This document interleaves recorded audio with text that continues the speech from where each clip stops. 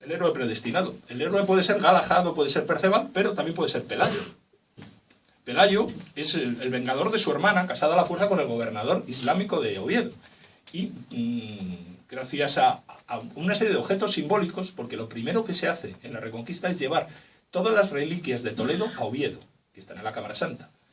Y en la Cámara Santa de Oviedo hay unas reliquias que no podemos ni imaginar. La lista es interminable, reliquias del Antiguo Testamento y del Nuevo Testamento. Entonces, gracias a esas reliquias, que es como una especie de grial en la Cámara Santa de Oviedo, Pelayo logra vengar a su hermana, que es, digamos que es como vengar también la ofensa de la cava que cometió Rodrigo y recuperar el reino. Todo esto, bueno, se podía desarrollar muchísimo, ¿no? Y tampoco me parece casual, por cierto, que la patrona de Toledo sea la Virgen del Sagrario. La Virgen del Sagrario es la Virgen del Grial, o sea, es exactamente igual, es la que contiene la sangre, ¿no? Todo el ciclo grial he dicho antes que parte de la materia de Bretaña, que es un caldo de cultivo donde se implanta, ¿no? Entonces, en la materia de Bretaña hay dos personajes claves, que son Merlín y Arturo. Merlín, por empezar por Merlín, sobre todo, era profeta. Desde los primeros escritos de Geoffrey de Monmouth y demás, la faceta de mago se ha desarrollado mucho después, y luego ya sobre todo a partir del siglo XIX. Hoy la conocemos como Merlín, el mago, pero para los britanos de entonces, Merlín sobre todo era un profeta. Y las famosas profecías de Merlín se difundieron muchísimo en toda la Edad Media, por toda Europa, incluyendo España. En España hay muchas referencias. De hecho, cada vez que cambiaba una dinastía, aquí por ejemplo, en el caso de España, los Trastámara, pues se aducía una profecía de Merlín, más o menos inventada, más o menos cierta, y lo ves, ya lo decía Merlín lo decía. Pero eso en todos los países de Europa, y sobre todo en los países meridionales, ¿no? Como Portugal, España e Italia. Hubo obras muy famosas aquí en España, como el Baladro del sabio Merlín, y hubo también una controversia acerca de aceptar o no el don de la profecía en caso de Merlín, ¿no? Porque había como dos bandos. Los que aceptaban que un pagano, Merlín no era cristiano, pudiera profetizar, y porque decía, por ejemplo, sí, en el libro de los números, en el caso del profeta Balaam, bueno, no era un profeta, precisamente no era un profeta. En el caso de Balaam, el de la burra, era un no judío, pero sus palabras son recogidas en la Biblia como inspiradas por Dios. También las sibilas antiguas, por ejemplo, los padres de la Iglesia las citaban mucho. Pero al final, bueno, a partir del Concilio de Trento, las profecías de Merlín, que habían sido difundidísimas, se pusieron en el índice de los libros prohibidos, lo cual no sirvió de nada, porque se siguieron difundiendo exactamente igual, ¿no? Y luego, en el caso de Arturo, pues tenemos un monarca que desaparece, decía, bueno, ya sabéis quién era, no voy a extenderme mucho en esto, pero vamos, era el que salvó, digamos, a los britanos durante la conquista sajona. Pero en las novelas, por ejemplo, en Geoffrey de Monmouth, es mucho más que eso, era un auténtico emperador, vamos, se dice que incluso estuvo a punto de conquistar Roma. Bueno, pues Arturo también, cuando es herido, se retira a Valón e hiberna, es decir, está allí como su patronímico. Digo hiberna porque Arturo viene de Arte, y Arte es oso. También es como se llama la Osa Mayor, que es el carro de Arturo, ¿no? Entonces, esto se refiere pues a toda una serie de emperadores que desaparecen a partir de un cierto momento y no han muerto, sino que están, digamos, en un estado como hoy diríamos, de animación suspendida. Es decir, tenemos a Federico Barbarroja, tenemos a Arturo y tenemos al propio rey don Sebastián de Portugal, que también se dice que no murió. ¿Y qué es lo que significa esto? Bueno, pues significa el principio espiritual del que depende la monarquía. O sea, no se refiere, por supuesto, a la persona, no es la individualidad. De hecho, vamos, en alguna novela artúrica, por ejemplo, pues se contradice. Se dice, por ejemplo, en el Lanzarote en prosa, en la muerte de Arturo, dice que el rey fue llevado en una nave a Valón, con su hermana Morgana, etcétera, etcétera. Y luego, unas pocas líneas más adelante, se dice: y entonces en la Capilla Negra se encontró una tumba que ponía: aquí yace el rey Arturo. Bueno, ¿en qué quedamos? Evidentemente no se está refiriendo a la individualidad, sino al principio espiritual del que Arturo representa, el Arturo histórico, una manifestación. Este es, pues es eso, el mito general del emperador o dominador universal invisible y de sus manifestaciones. Es la teoría oriental de los avatara. Los avatara significa, al final, eso, ¿no? Las manifestaciones de la divinidad en diferentes momentos de la historia que vienen a corregir y a ordenar el mundo, ¿no? Y al mismo tiempo también es el rey herido. El rey herido está ahí en su palacio, está tal, y hasta que no se necesita, hasta el fin de los tiempos y tal, está en un estado, pues, donde no rige el tiempo y donde no rige la muerte. Está sencillamente a la espera.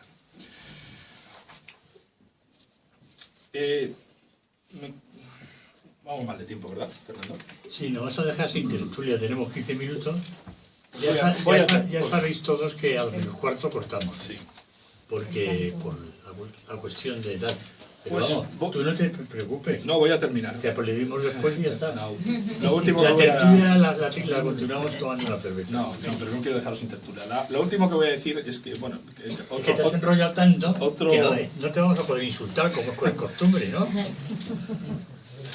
No, iba a referirme simplemente porque era muy curioso también, el que me he referido antes al caso de José de Arimatea, ¿no? La leyenda de José de Arimatea parece pues que el emperador Vespasiano, que está enfermo de lepra y por tanto es incapaz de reinar, es curado gracias al paño con el que la Verónica enjuaga el rostro de Jesús. Entonces dice que Vespasiano, que con su hijo Tito es el que conquistó Jerusalén, deseaba visitar a José. Y José se hallaba prisionero en una torre desde hacía 40 años. Solo se alimentaba a base de una hostia que una paloma le llevaba cada día y la depositaba en el riel. Entonces el emperador llamó a la puerta, pero no le respondía. Y tuvo que entrar y descender, es decir, como si bajara a una cueva, ¿no? Todo esto lo digo por el tema del mito de Hércules también. Tras esto, pues salen juntos y el emperador ordena abatir la torre. Es decir, aquí lo que se ve pues, es un centro donde se encuentra el depositario de la revelación y, a diferencia de don Rodrigo, que viola, digamos, la casa, en este caso se humilla, no lo hace con soberbia ni violencia, y gracias a eso José de Arimatea le confirma como emperador de Roma. Y Roma, bueno, pues sirve, digamos, de semillero para después que implantarse el cristianismo. Y bueno, pues es justo lo contrario de lo que ocurre con Rodrigo, que sobreviene la desaparición del rey y la destrucción del reino. Y no quiero decir nada más, lo único pues que en definitiva me parece que todas estas leyendas lo que quieren decir es una restauración que la Edad Media intentó, durante el cual pues los representantes del poder temporal, en este caso sobre todo el Papa y el Emperador, en una armonía, que es la que representa pues la búsqueda del Grial, la que representa el Preste Juan y demás, superaran sus diferencias y se lograra construir la verdadera cristiandad, y más que eso, incluso una armonía con el Islam, que es el que se logró a través de la Orden del Temple, por ejemplo, a pesar de sus diferencias y a pesar de las luchas exteriores que se podía producir, pero luego, desde el punto de vista interior, había un respeto y un mutuo reconocimiento. Y no quiero decir nada más. O sea, bueno,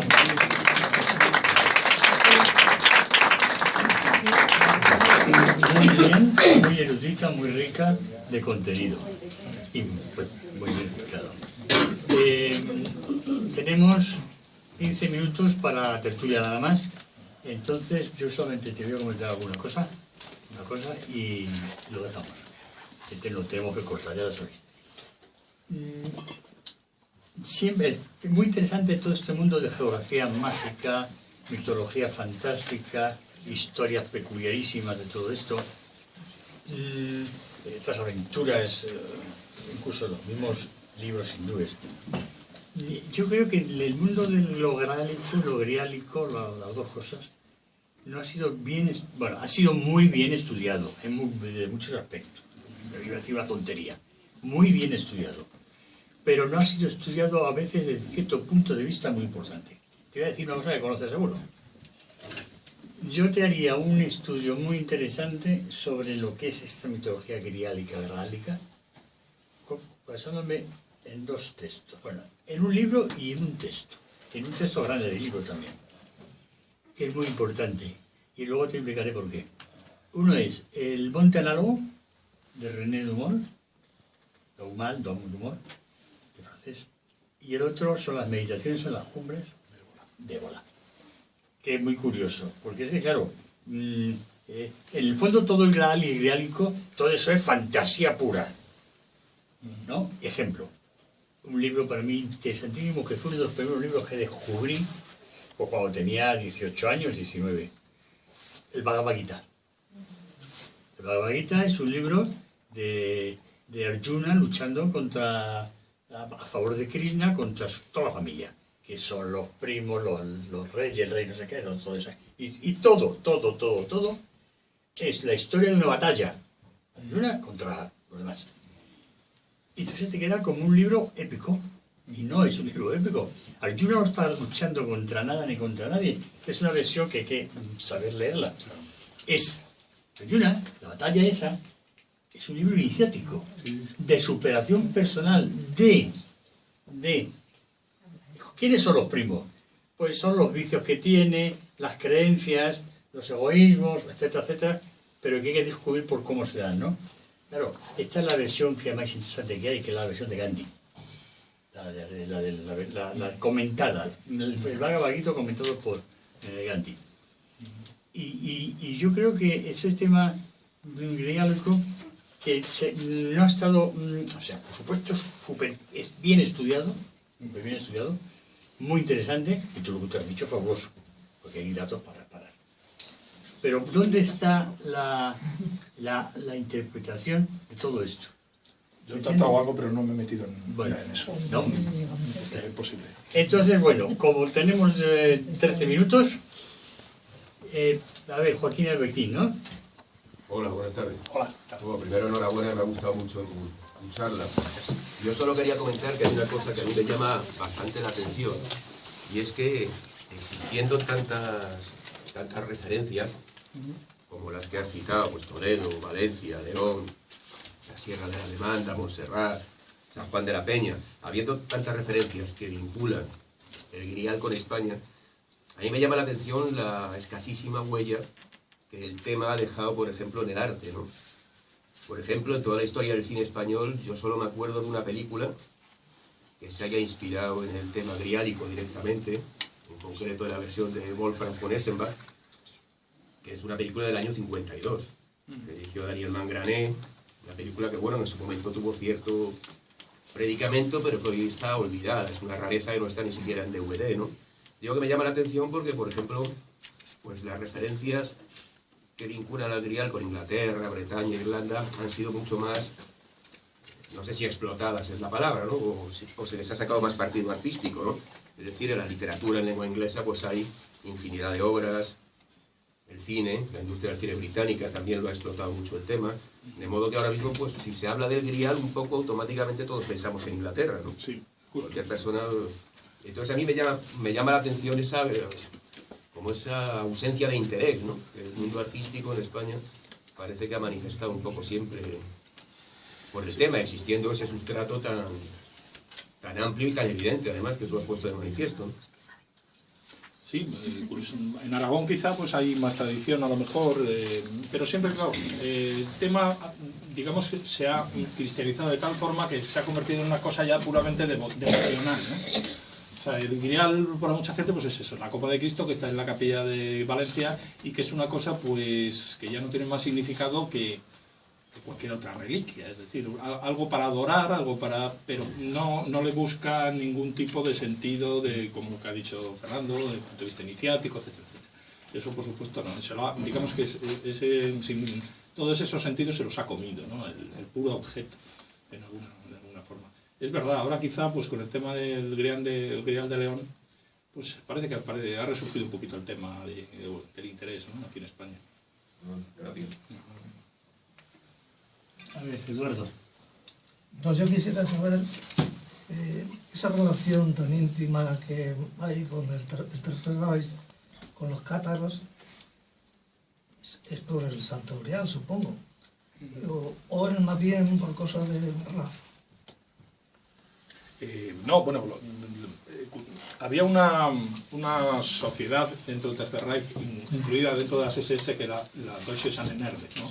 La sociedad para para la búsqueda de todos estos objetos y de todas estas investigaciones. Era sobre todo dedicada a arqueología y antropología, que son los que hicieron viajes por todo el mundo, llegaron hasta el Tíbet, a América del Sur, etcétera, etcétera. Estos son los que financiaron, por ejemplo, a Otto Rahn, que es el que buscó el Grial en Montségur, en el Languedoc, en el sur de Francia, ¿no? Que era una de las posibilidades también.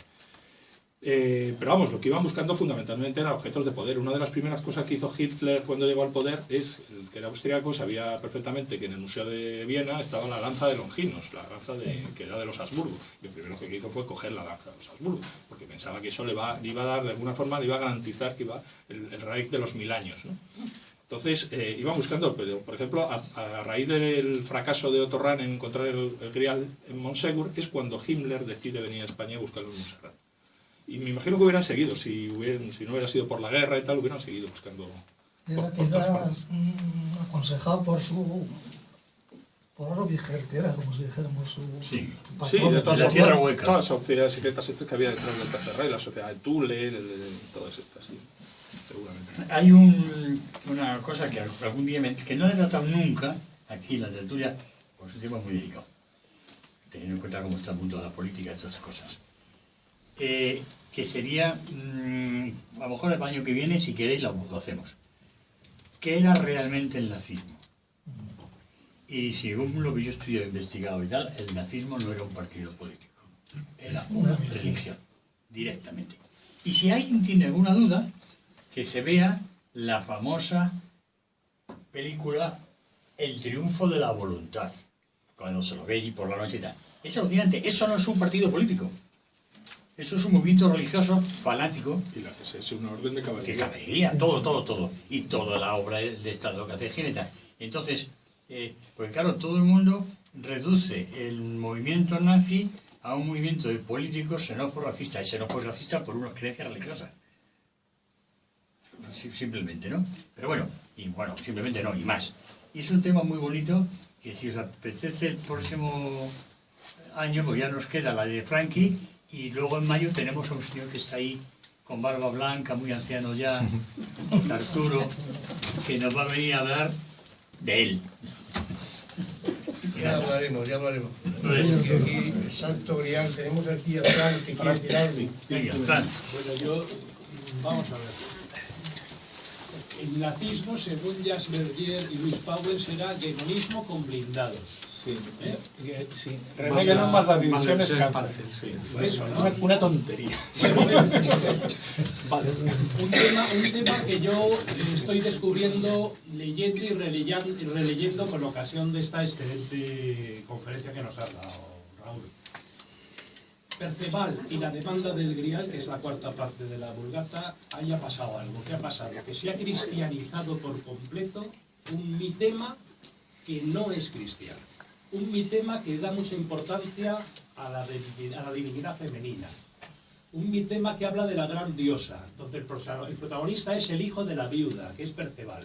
Y lo que aparece ya es una serie de ascetas delirantes, que evidentemente son miembros de algún tipo de cofradía o de sociedad secreta, que lo que hacen es cristianizar continuamente los temas y arramblar con ellos para el bienestar de la Iglesia.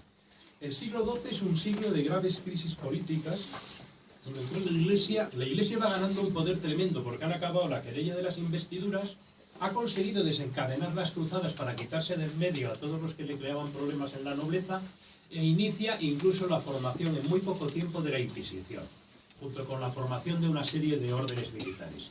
El Grial es cristianizado, el método por el cual determinada sociedad secreta manipula o trata de manipular el imaginario para conseguir una restauración en una situación que se le ha ido de las manos, porque ese mundo medieval que se estaba desintegrando ya era fruto de una serie de intervenciones delirantes, entre las que están la falsificación de la donación de Constantino, la eliminación de los merovingios, en este contexto la liquidación de los cátaros. Es decir, lo que hay es una sociedad secreta que se le van de las manos las cosas y trata de hacer lo que hacen todas las sociedades secretas.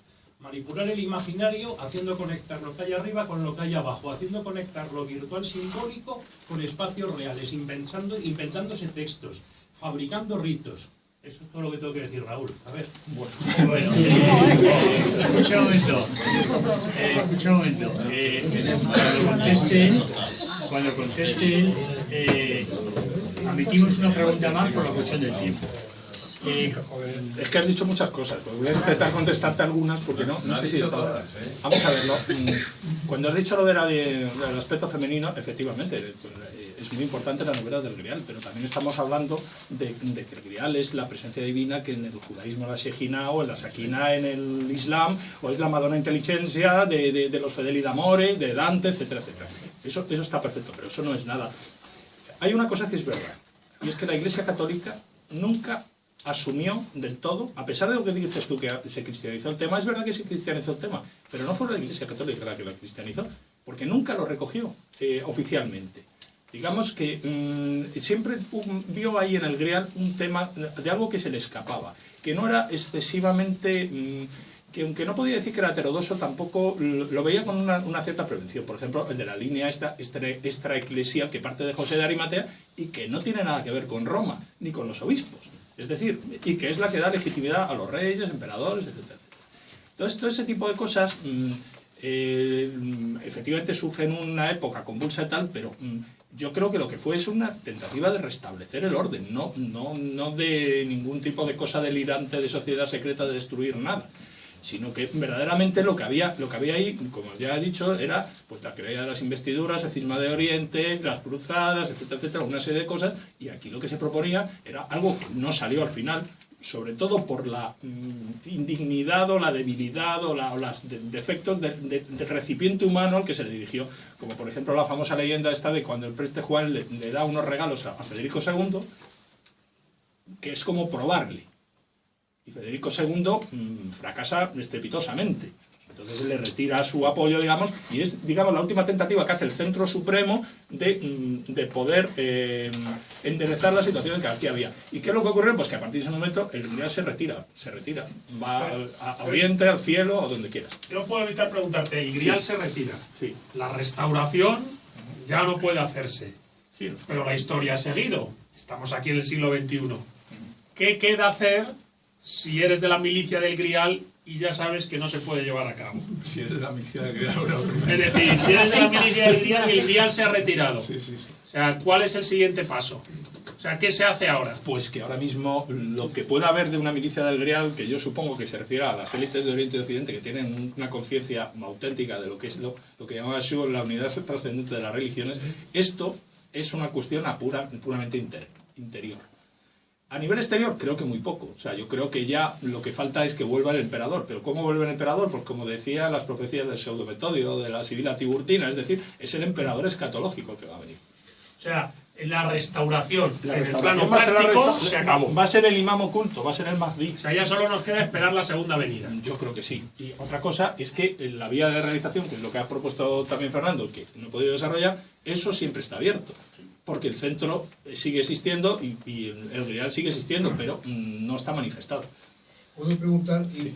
apoyando a lo que ha dicho Frank, que está diciendo, La última ya de la todo. última, se llama.